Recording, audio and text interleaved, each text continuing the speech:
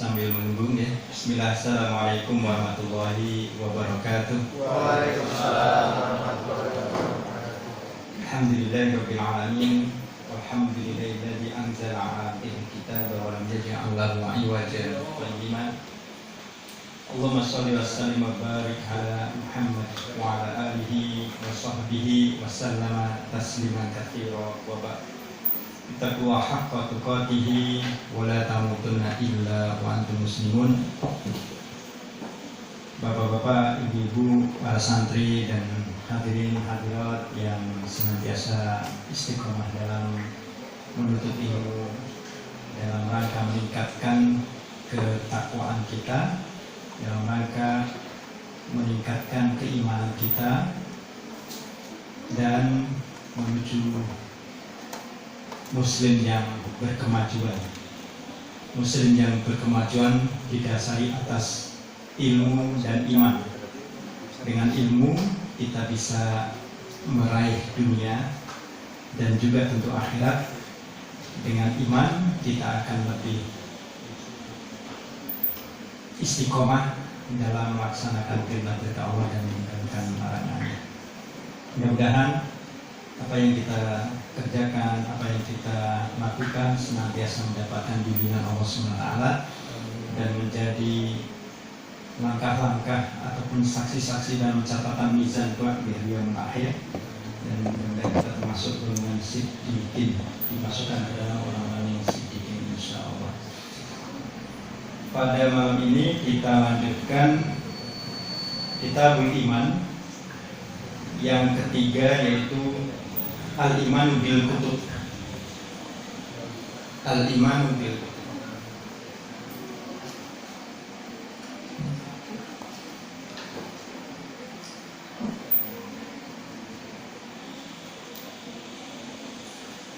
Kata kutub itu jamak dari kitabun. Dalam bahasa Arab, kitab, kitabani, dua kitab, kutubun yang berarti banyak kitab. Kenapa disebut kitab? Karena Allah Subhanahu wa Ta'ala menurunkan kitab-kitab itu kepada para nabi terdahulu secara langsung sekaligus. Hanya Al-Quran yang diturunkan secara berangsur-angsur. Maka nanti kita akan dapati kata nazzala itu hanya dikaitkan dengan Al-Quran. Nazzala 'alaikal kitab. Dan turunnya Al-Quran lebih dari 20 tahun. Ada yang meriwayatkan 23 tahun, ada yang meriwayatkan 21 tahun.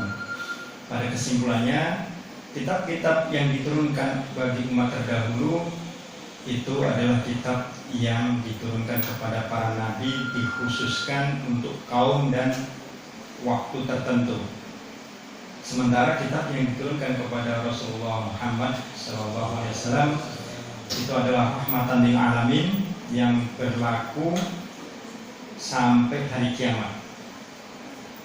Kalau secara istilah expire-nya itu sampai hari kiamat. Sementara kitab-kitab terdahulu masa berlakunya terbatas. Ketika datang Nabi, maka risalah diperbarui. Sebelum kita memasuki ke dalam kajian lebih dalam, kita baca terlebih dahulu surah An-Nisa ayat 136 yang mengawali tentang mendasari al-iman bil kutub. Saya baca, nanti Bapak Ibu para jamaah mengikuti. A'udzu billahi minasy syaithanir rajim. A'udzu billahi minasy syaithanir rajim. Ya ayyuhalladzina amanu aminu billah.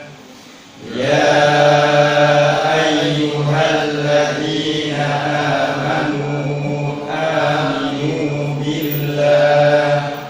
Aminu billahi wa rasulihi wal kitabil ladzi nazzal.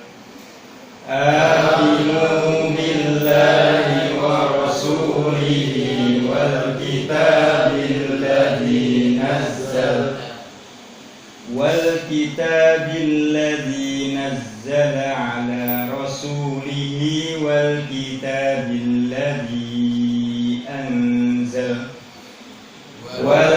kitabilladzi nazzala ala rasulihi wal kitabilladzi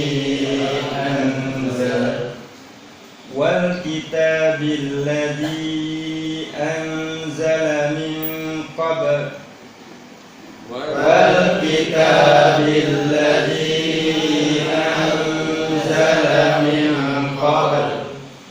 man yakfur billahi wa malaikatihi wa kutubihi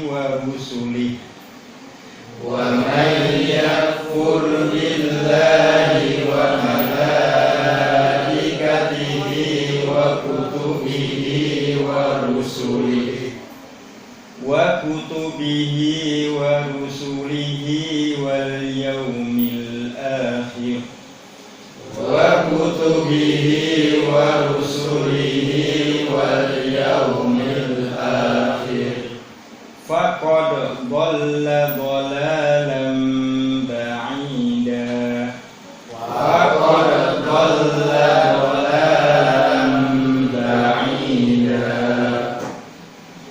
ya ayyuhalladzina amanu, panggilan kepada orang yang beriman, wahai orang yang beriman. Sebagaimana beberapa pertemuan kita kaji, ketika ada kata ya ayyuha, itu menunjukkan panggilan yang sangat urgen, panggilan yang sangat penting. Wahai orang-orang yang beriman, ini untuk seluruh umat Nabi Muhammad SAW yang beriman. Aminu billah, padahal yang dipanggil orang beriman. Orang beriman dipanggil berimanlah kepada Allah. Ini berarti terjadi muraqabah. Muraqabah itu double. Sudah iman tapi diperintahkan untuk beriman. Wahai orang yang beriman, berimanlah. Biasanya wahai manusia, berimanlah. Tapi ini wahai orang iman, imanlah kepada Allah wa rasulihi, dan kepada rasulnya yaitu Nabi Muhammad sallallahu alaihi wasallam. Wal kitabil ladzi nazzala ala rasulih, dan kepada kitab yang diturunkan kepada rasulnya. Di sini menggunakan kalimat nazzala. Di dalam ilmu bahasa Arab, ketika ada kata tasdid, itu menunjukkan berulang-ulang. Nazzala berarti turun terus menerus atau berangsur-angsur. Contoh, qata'a, memotong. Kemudian qata'a berarti memotong-motong atau memutilasi. Jama'a, mengumpulkan. Jama'a berarti dikumpulkan terus menerus. Alama, mengetahui. Allama, mencari tahu atau mengajarkan.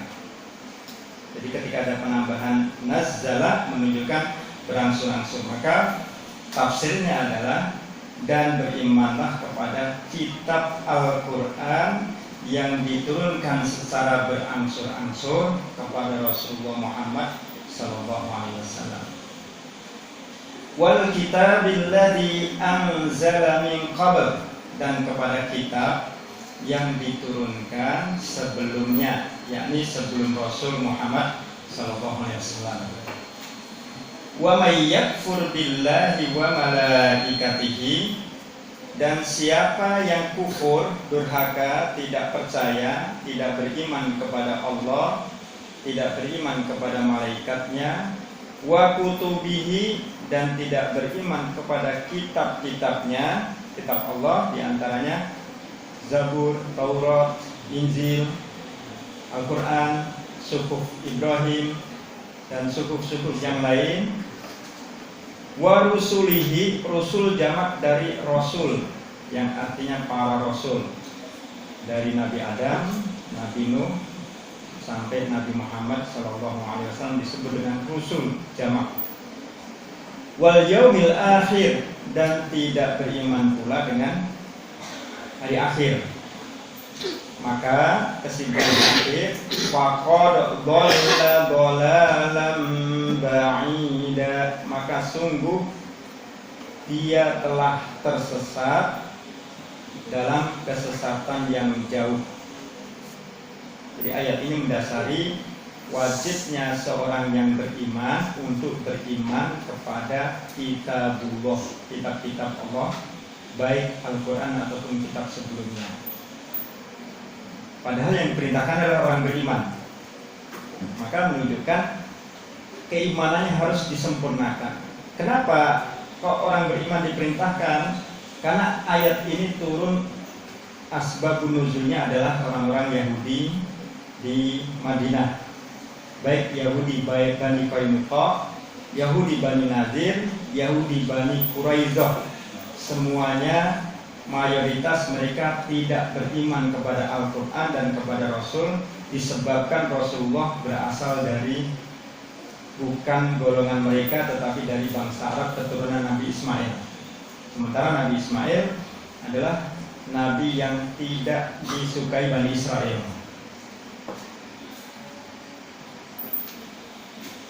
Al-adilah al-iman bil kutub. Ada dalil-dalil baik dari Al-Quran ataupun dari hadis Nabi SAW tentang dalil wajibnya iman kepada kitab-kitab sebelumnya. Laqad arsalna rusulana bil bayyinat. Kami telah mengutus para rasul kami bil bayyinat, dengan bukti-bukti. Makna lain adalah dengan mukjizat. Nabi Musa dengan tongkatnya, kemudian Nabi Daud dengan menundukkan besi, Nabi Sulaiman dengan bisa berbicara dengan semut dan menundukkan jin, ifrit dan sebagainya. Nabi Muhammad SAW dengan Al-Quran. Wa anzalna ma'ahumul kitaba wal mizan. Kami turunkan kepada mereka, bersama mereka, kitab dan mizan. Jadi para nabi terdahulu mendapatkan dua, kitab dan mizan. Mizan ini raca atau timbangan pengukur amal. Maka saat itu ketika mizan itu sudah diberikan, risikonya adalah mendapatkan pahala di dunia atau langsung disiksa. Nah, mizan ini diberikan kepada Rasul sebelumnya. Dan alhamdulillah mizan ini tidak diberikan kepada umat Nabi Muhammad SAW. Maka umat Nabi Nuh, karena mereka diturunkan mizan sehingga keburukan-keburukan mereka lebih berat dibandingkan kebaikannya, maka Allah SWT turunkan apa? Banjir bandang. Kemudian umat Nabi Lut, dengan adanya mizan, maka perbuatan-perbuatan keji mereka, yaitu LGBT, itu ternyata lebih berat dibandingkan kebaikan-kebaikannya. Maka saat itu juga mereka dibinasakan dengan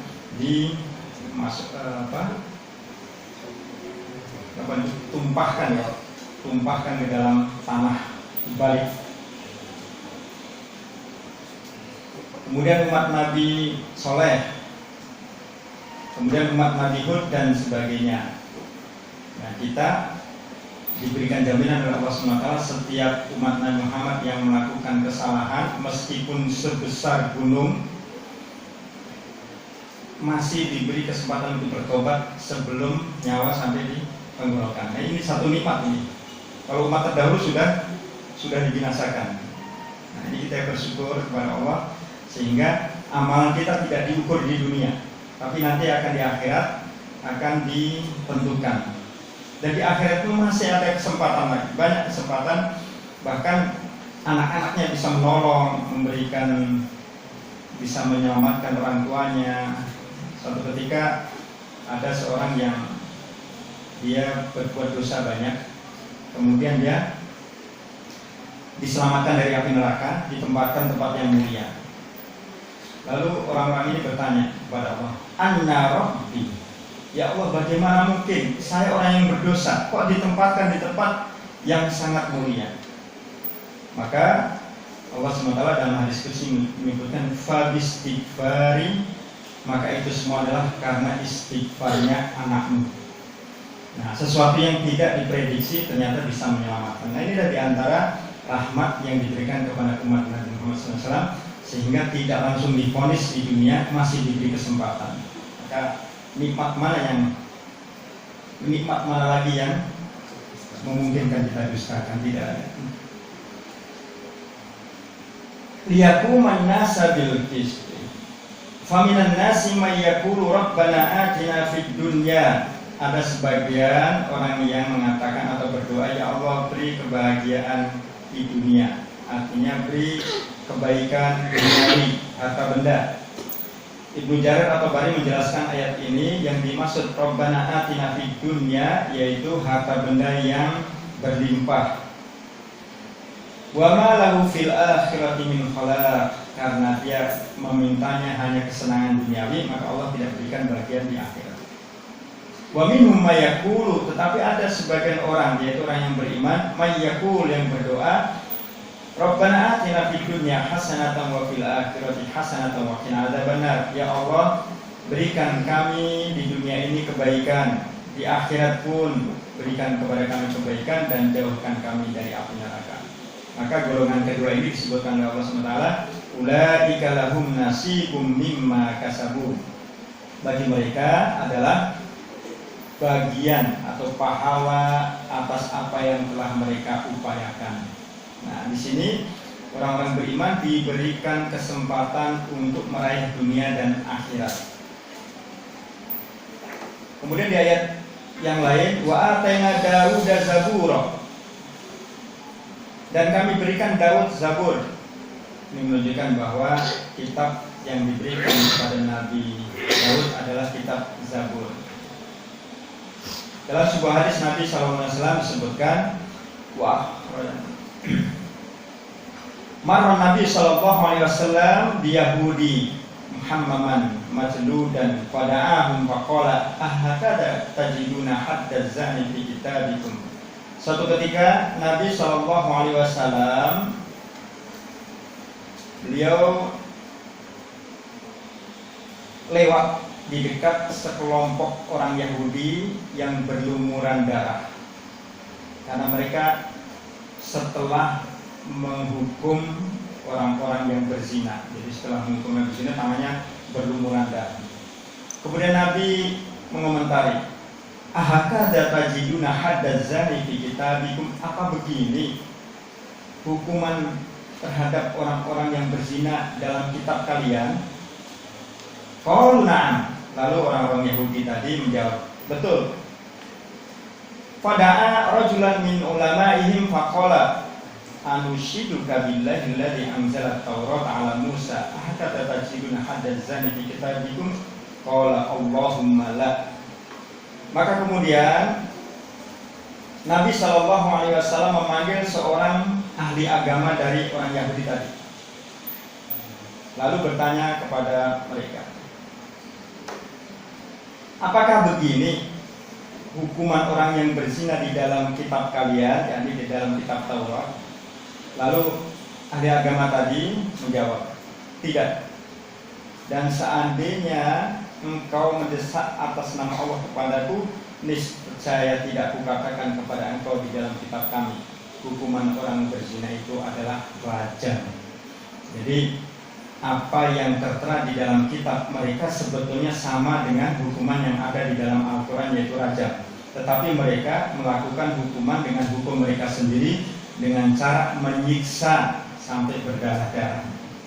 Ini menunjukkan bahwa kitab Taurat itu ajarannya sama dengan kitab Al-Quran, hanya saja Al-Quran menyempurnakan lebih luas. Dalam surah yang lain Allah SWT berfirman, wa qaffayna ala asarihim bi Isa ibn Maryam musaddiqan lima baina yadayhi minat Taurah wa atainahu al-Injila fihi hudan wa nur. Dan kami susulkan mereka itu, kami susulkan Nabi Isa putra Maryam untuk membenarkan kitab Taurat. Jadi Allah SWT turunkan kitab Injil kepada Nabi Isa untuk menyempurnakan kitab Taurat sebelumnya. Dan kami berikan kitab Injil berisi petunjuk dan cahaya. Ini menunjukkan bahwa Al-Quran Injil, Taurat pada dasarnya sama-sama bermuatan tauhid dan ajaran dari Allah Subhanahu wa taala. Inna nahnu nazzalna 'alaikal Qur'ana tanzila. Sungguh kami telah menurunkan Al-Qur'an dengan sebenar-benarnya kepadamu wahai Muhammad. Dalam makna yang lain kami turunkan secara berangsur-angsur. Ayat yang lain, maka Muhammadun aba ahadin min rijalikum walakin rasulullah wa khataman nabiyyin. Muhammad itu bukanlah ayah dari seorang laki-laki di antara kalian, akan tetapi dia adalah utusan Allah dan penghabisan atau penutup sekalian nabi. Ini terjemahnya asli di dalam, jadi bahasanya masih bahasa lama ya, masih bahasa dahulu, belum sebagainya belum di EYD. Ini saya tampilkan sesuai dengan apa yang ada dalam kitab APT. Sehingga bahasanya di sini dan penghabisan. Kalau bahasa sekarang bukan penghabisan tapi akhir atau penutup. Wa innaka la'ala khuluqin 'adzim. Dan sungguh engkau benar-benar berbudi luhur atau berakhlak mulia. Ini istilah berbudi luhur kan bahasa dahulu ya, bahasa orang dahulu. Maka ya kitab ini masih disusun zaman EYD-nya belum sempurna.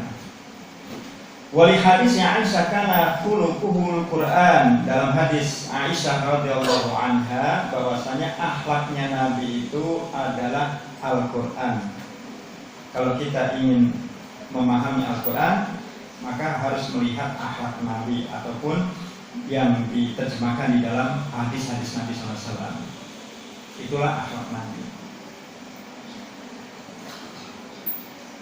Maka dalam kitab ini ada keterangan sebagai di antara kesimpulan juga, yajibu alaina, diwajibkan atas kita an-nu'mina, untuk beriman di annallaha azza wa jalla, bahwasanya Allah azza wa jalla anzala kutuban, Allah telah menurunkan kitab-kitab ala rasulihi li islahil bashar, kepada rasulnya untuk memperbaiki manusia. Fi dinihim, pertama agamanya, wa dunyahum, yang kedua dunianya. Jadi diturunkannya kitab-kitab terdahulu bukan hanya mengajarkan masalah agama, tapi tujuannya diturunkan Al-Quran, tujuannya diturunkan Injil, tujuannya diturunkan Taurat, tujuannya diturunkan Zabur adalah islahil bashar fi dinihim wa dunyahum, untuk memperbaiki pola hidup duniawi dan pola hidup ukhrawinya. Nah, disinilah kemudian nanti akan terjadi penyelewengan, bahkan pemalsuan kitab-kitab sebelum Al-Quran, dan itu dibuktikan pada era tahun 1800-an itu di Roma. Terpisah atau terpecahnya Kristen menjadi dua, yang satu Kristen Katolik, yang satu Protestan. Yang Protestan mereka meyakini bahwa agama itu, orang yang dekat-dekat agama akan menjadi mundur, sehingga mereka mendirikan sekte yang disebut dengan Protestan, dengan kalimatnya protes, terinspirasi dari Galileo Galilei dan juga terinspirasi oleh filosof waktu itu Immanuel Kant kalau tidak salah.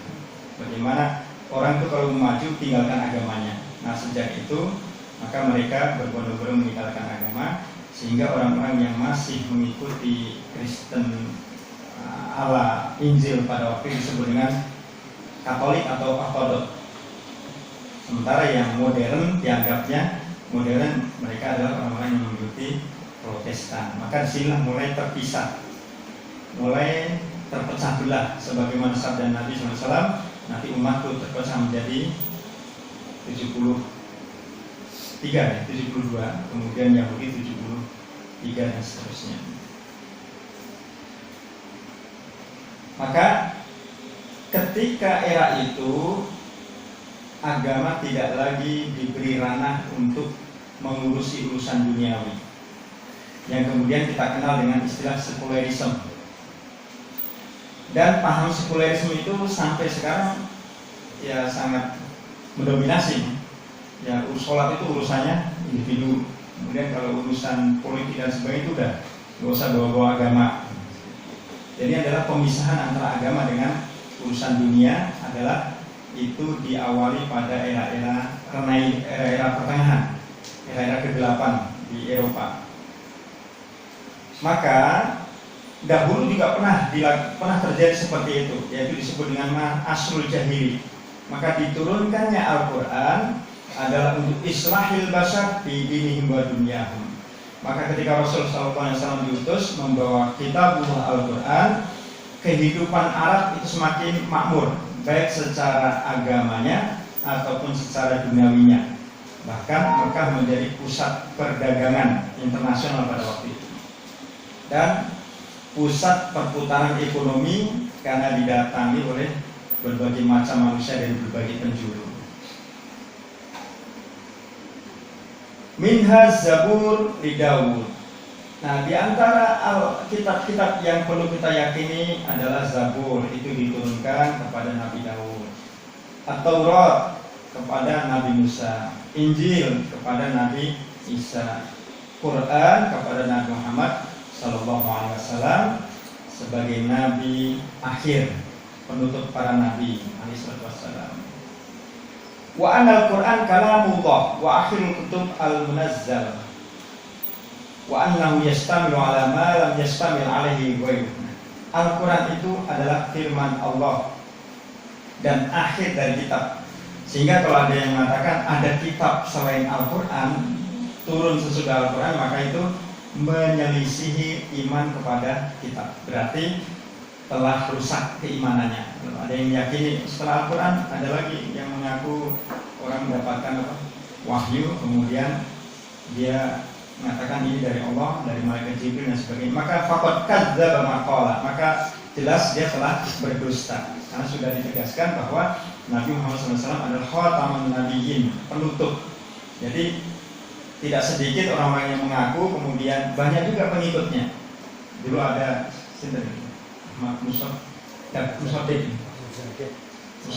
Musadek, terus ada lagi Lia Eden, terus macam-macam.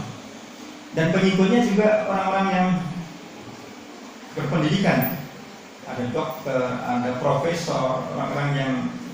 Nah, persoalan masalah agama bukan persoalan masalah keilmuan, tetapi persoalan masalah hidayah dan keyakinan. Jadi kalau kita yakin kepada Al-Quran, pasti kita meyakini tidak ada lagi kitab sesudah Al-Quran. Kalau kita yakin bahwa Nabi Muhammad SAW adalah Nabi akhir zaman, maka kita tidak akan percaya ketika ada orang yang mengatakan atau mengaku sebagai seorang Nabi. Tapi ketika masih ada yang mengakui, berarti keimanannya perlu ditingkatkan atau perlu dikoreksi. Karena Al-Quran telah tegas menjelaskan itu. Maka Al-Quran adalah kalamullah, akhirul kutub al-munazzal, akhir kitab yang diturunkan. Wa annahu yastamilu ala ma lam yastamil alaihi ghairuh. Dan Al-Quran itu meliputi apa yang tidak diliputi oleh kitab-kitab sebelumnya, minas syara'i, dari syariat-syariat, wa makarimil akhlak, akhlak-akhlak, wa fadailil ahkam, dan kesempurnaan hukum. Misalkan masalah hukum perzinahan. Dulu orang Yahudi itu kalau ada umatnya yang berzina itu diarak di tengah lapangan, dipermalukan, kemudian disiksa berdarah-darah. Jadi sudah disiksa, kemudian dipermalukan di depan umum, kemudian diarak di jalan di kampung-kampung. Maka ketika datang Islam, maka hukum itu berubah menjadi hukum rajam atau qisas. Tentang syariat juga. Dulu sholat pada masa Nabi Musa itu 50 waktu. Sekarang kita diberi rahmat oleh Allah melalui Nabi Muhammad SAW, cukup 5 waktu yang wajib. Coba kita bayangkan ya, itu seandainya sehari semalam 50 waktu pribun. Kapan tandur, kapan panen, kapan teng saping, kapan teng wah buatan ada waktu. 5 waktu saja kadang-kadang apalagi 50 waktu. Maka dalam Isra Mi'raj ketika Nabi SAW bertemu Nabi Musa, kata Nabi Musa, apa mampu umatmu sholat 5 waktu? Mintalah kepada Allah untuk diringankan kembali dari 5 waktu itu. Apa kata Nabi Muhammad SAW? Istahyaitu Rabbi. Aku sudah malu kepada Allah. Sudah banyak diberikan pengurangan. Jadi Nabi Muhammad SAW ketika diujuk-ujuk oleh Nabi Musa, umatku gak akan mampu. Tapi beliau dia pun listen, dia pun diskon berapa itu dari 50 menjadi 5, 45 itu. Istilah berapa persen? 9 berapa persen? Berpersen-persen itu. Maka Nabi sekiranya Nabi, tapi nggak boleh sekiranya. Mungkin Allah juga akan berikan keringanan lagi. Misalkan jadi 1 waktu dan tetap umat ini nggak semuanya juga sholat. Nah ini salah satu syariat yang diberikan kepada Rasulullah Muhammad SAW. Kemudian salam itu ketika seorang muslim bertemu dengan muslim yang lain itu mengucapkan assalamualaikum warahmatullahi wabarakatuh. Itu saling mendoakan. Dan ini diantara syariat yang diberikan kepada Muhammad SAW, sehingga antara satu orang dengan orang yang lain itu bersaudara, bertemu saja menggugurkan dosa, bertemu saja mendapatkan rahmat, baru bertemu saja sudah didoakan kebaikan.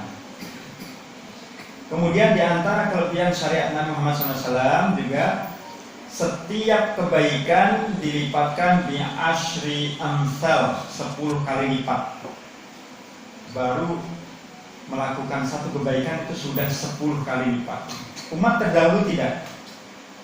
Memang umat terdahulu usianya sampai 800, 1000 tahun, bahkan lebih. Sementara umat ini hanya 60, 70 sampai 80. 100 saja sudah buatan saya apa-apa. Purun buatan ditambah sampai 100 ini. Ente sing purun, 100 saya ketahui. Ente sing purun buatan ini. Inginnya gitu purun tapi sehat. Tapi apa wonten umat Nabi Muhammad yang sampai 100 saya sehat walafiat bugar itu buatan eta nih.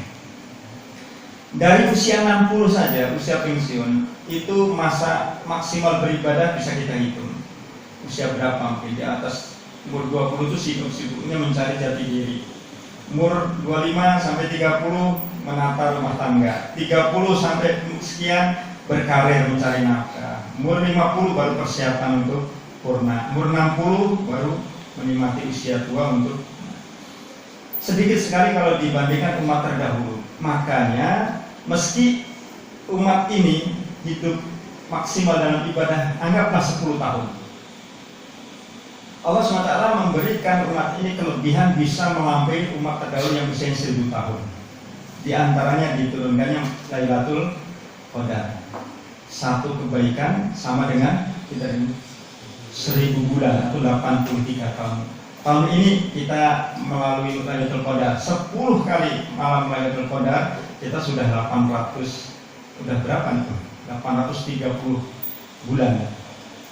Berarti sudah berapa? 830 tahun, seimbang dengan umat terdahulu. Maka Allah SWT berfirman dalam surah Al-Baqarah, kuntum khairu ummah, kalian umat terbaik.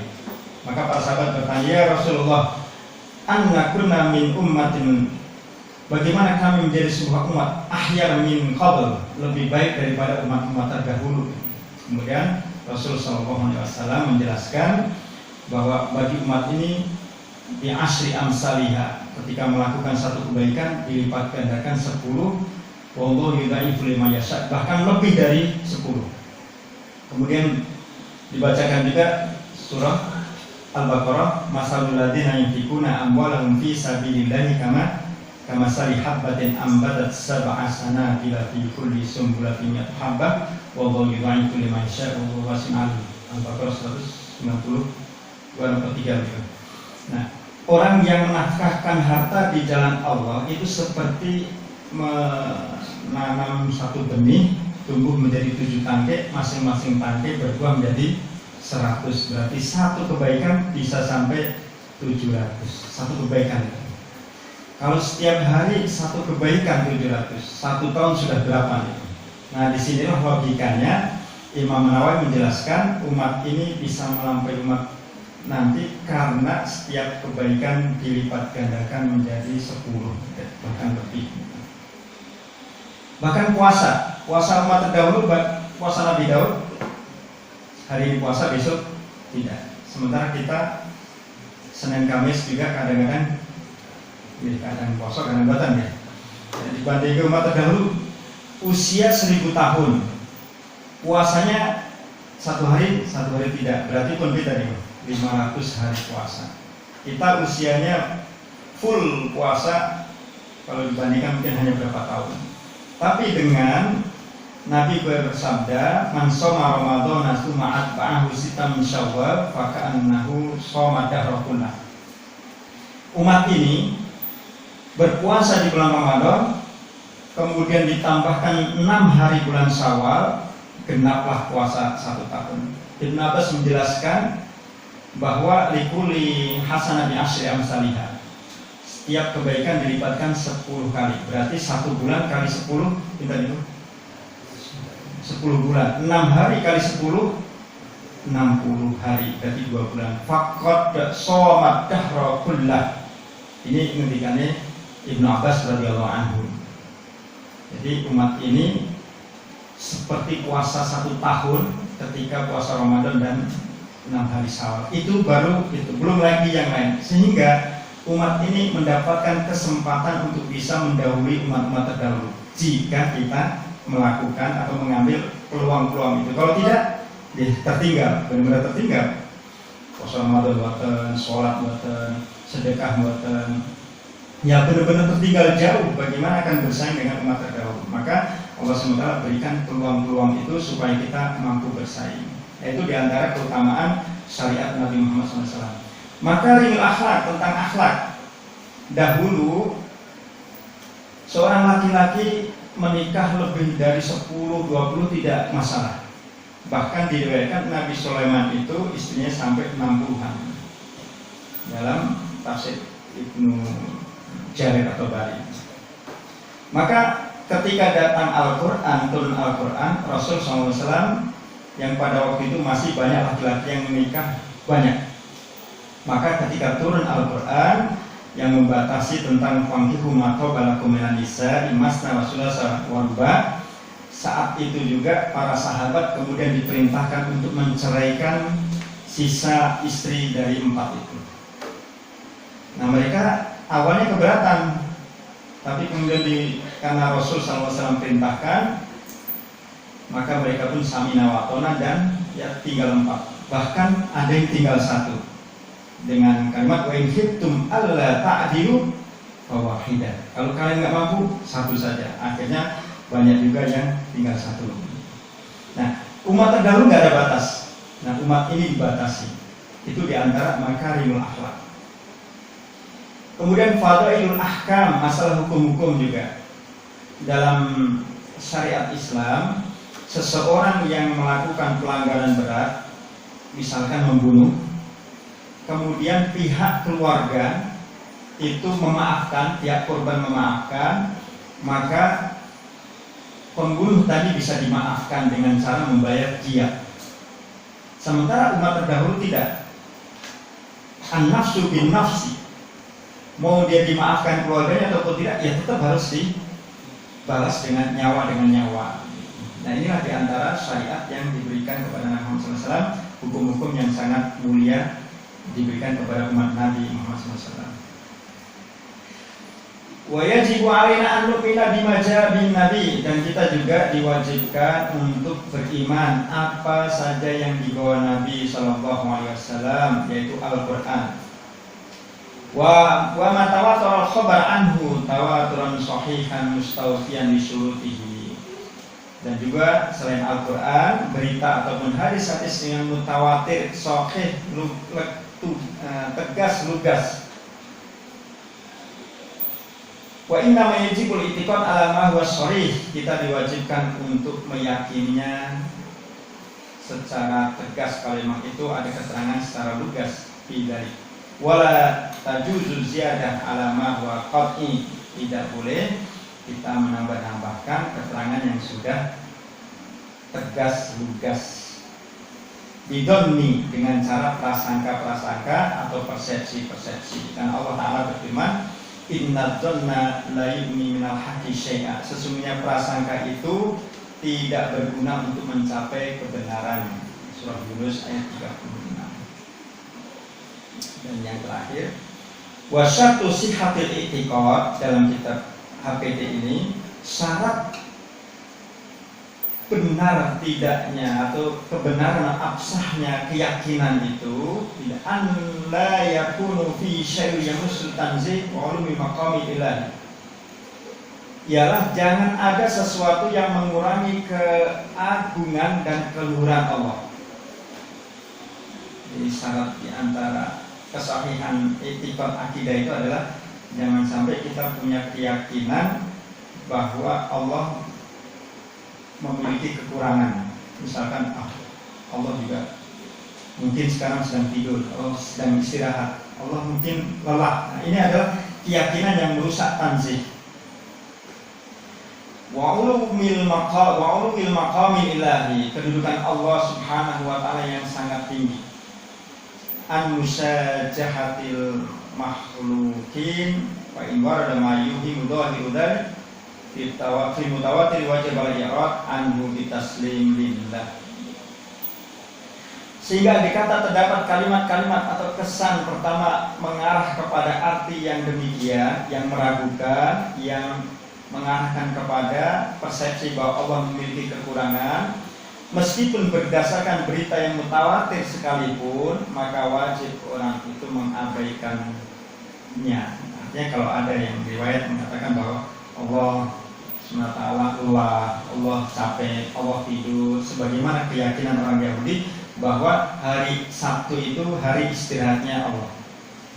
Jadi keyakinan mereka di dalam Talmud, bahkan sekarang kan mereka Talmud nih, itu hari Sabtu itu adalah hari istirahatnya Tuhan.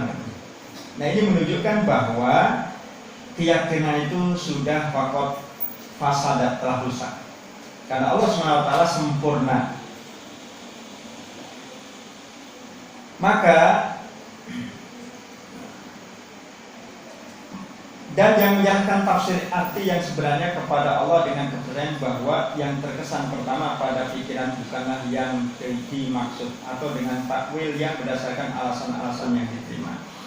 Artinya ketika bertemu antara logika dengan keyakinan, maka keyakinanlah yang harus didahulukan, bukan logika. Contoh, siksa kubur ente boten ada. Mari kita buktikan dengan logika, dengan ilmu. Kita pasang CCTV. Ketika ada orang yang dikubur, pasang berapa biji misalkan, kemudian kita tayangkan di TV, dilihat bareng-bareng. Kira-kira terlihat bukan siksa kubur itu? Tidak. Atau alat canggih yang bisa merekam suara yang paling kecil sekalipun, tidak akan terlihat. Nah, ini adalah logika. Maka Allah SWT berikan keimanan itu mengalahkan dari logika. Jadi ketika ada logika bertentangan dengan keyakinan, maka keyakinanlah yang harus didahulukan. Kita wajib percaya, yakin ada siksa kubur. Salah satu sekte yang tidak percaya dengan siksa kubur adalah sekte Mu'tazilah. Bahkan dalam keyakinannya, manusia tidak akan pernah bisa melihat Allah. Dengan logika nadhiratun ila rabbiha nadhirah. Kata nadhirah itu memandang tapi tidak melihat.